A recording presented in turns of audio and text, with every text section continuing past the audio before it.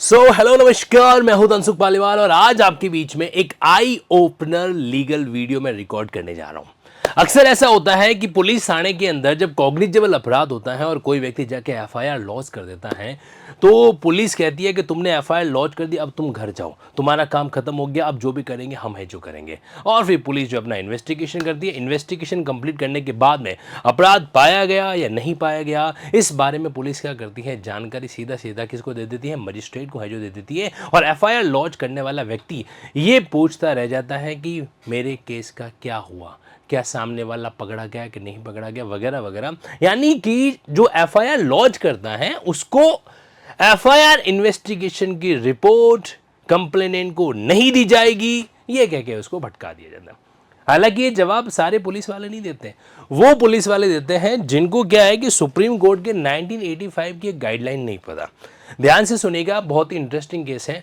आज की जो कहानी है उसका जिक्र इसलिए मैं कर रहा हूं, राजस्थान हाई कोर्ट ने हाल ही में एक जजमेंट दिया और ये जो जजमेंट दिया ये किस केस के अंदर दिया, ध्यान से सुनना। ईश्वर प्रसाद करके एक शख्स हैं जो जोधपुर के हैं।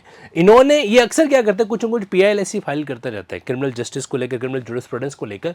तो इन्होंने क्या कर रखा था, ग्रेट पिटीशन जो फाइल कर रखी थी। तो ईश्वर प्रसाद वर्सेस स्टेट ऑफ राजस्थान, जितने भी कैंडिडेट राजस्थान से बिलोंग करते हैं ये नाम नोट कर लेना, ईश्वर प्रसाद वर्सेस स्टेट ऑफ राजस्थान, ठीक है। इस केस के अंदर जो है ना, सुप्रीम कोर्ट के पुराने वाले जजमेंट का हवाला देते हुए ऑनरेबल जस्टिस विनीत माथुर और ऑनरेबल जस्टिस सुनील बेनवाल जी ने मैं क्या किया, यहां पर एक स्पेसिफिक बात है जो गई।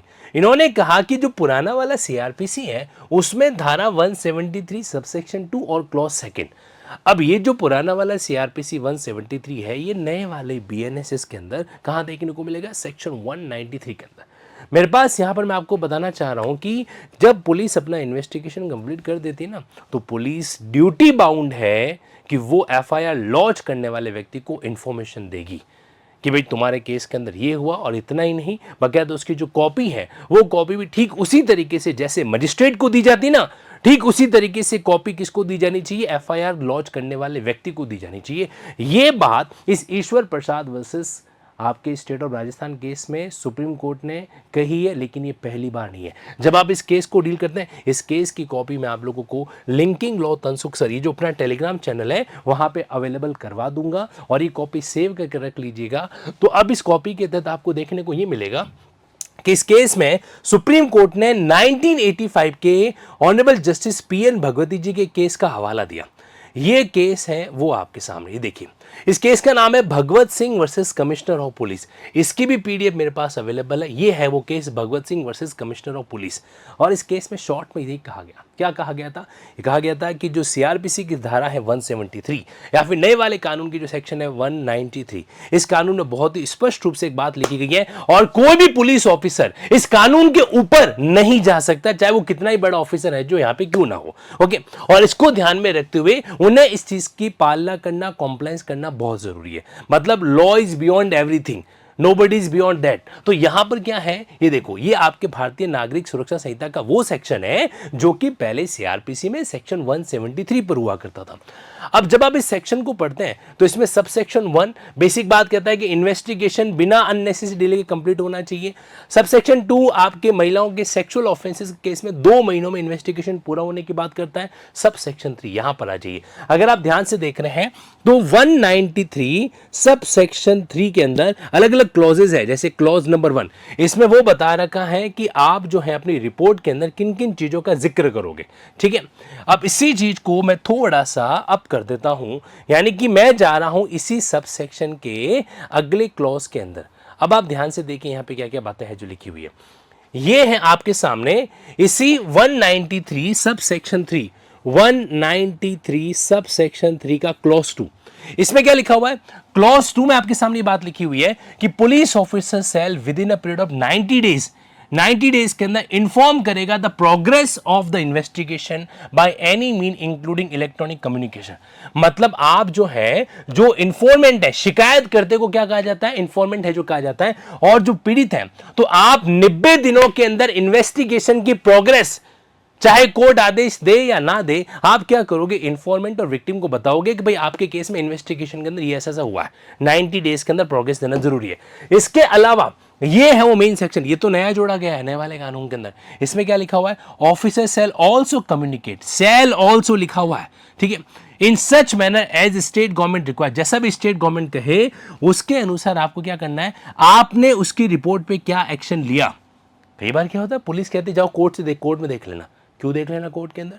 मैं आपको बताना चाहता हूं कि यहां पर पुलिस की ड्यूटी बनती है कि पुलिस क्या करेगी, इन्फॉर्म करेगी to the person if any by whom the information relating to commission offense was first given। First information report, क्योंकि वो फर्स्टली दी जाती है इसलिए इसे फर्स्ट इंफॉर्मेशन रिपोर्ट कहा जाता है। तो एफआईआर लॉन्च करने वाले व्यक्ति को क्या किया जाएगा, ऑफिसर, कौन सा ऑफिसर, जो इन्वेस्टिगेशन कर रहा है, यानी कि इन्वेस्टिगेटिंग ऑफिसर। अब आप भले ही ये लिखो कि एफआईआर लगा दी गई या चार्जशीट फाइल कर देगी, वो आपका लुकआउट है। इन्वेस्टिगेशन के अंदर ये जो व्यक्ति इंटरफेयर नहीं करेंगे, लेकिन पुलिस इनको इन्फॉर्म करेगी, सूचित है जो करेगी।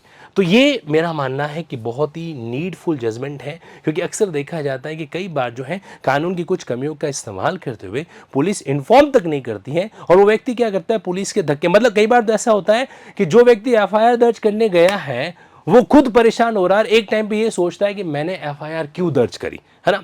तो ऐसे केस के अंदर ये जजमेंट एक बहुत ही अपने आप में हीलिंग जजमेंट है जो कहा जा सकता है। तो Bhagwati Singh versus commissioner of police 1985 का सुप्रीम कोर्ट का जजमेंट है, जिसको रीइटरेट करते हुए यहां पर क्या कहा गया है, आपके इस ईश्वर प्रसाद वर्सेस स्टेट ऑफ राजस्थान के केस में राजस्थान हाईकोर्ट इस बात को है जो कहा।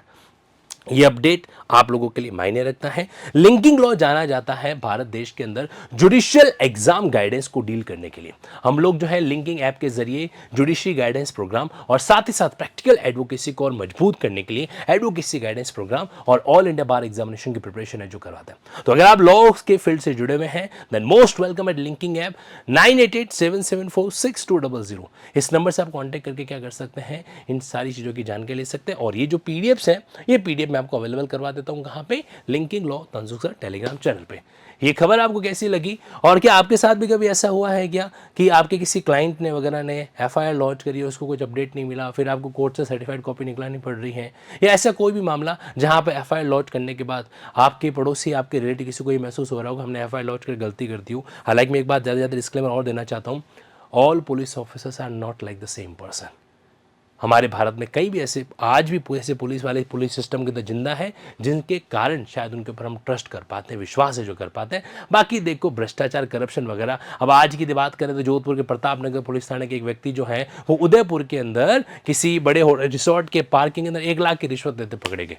तो ऐसे तो कई मामले आते जाते रहे जहाँ पे वो फर्जी एफआईआर लगाने के चक्कर में ऐसा कुछ हो जाता है। बट अपार्ट फ्रॉम दिस वो हमारा काम नहीं है, वो किसका काम है, वो हमारे देश के अंदर एंटी करप्शन ब्यूरो का काम है, या फिर हमारे देश के अंदर जो अलग अलग एजेंसी बना रखी उनका है जो काम है। कानून के अंदर हमें भरोसा रखना ही पड़ेगा, और इसलिए कानून को जानना आप लोगों के लिए बहुत ज़रूरी है। तो लीगल अपडेट सीरीज में ये स्पेशल बात थी आज लिंकिंग लॉ के इस यूट्यूब चैनल पर। Thank you so much.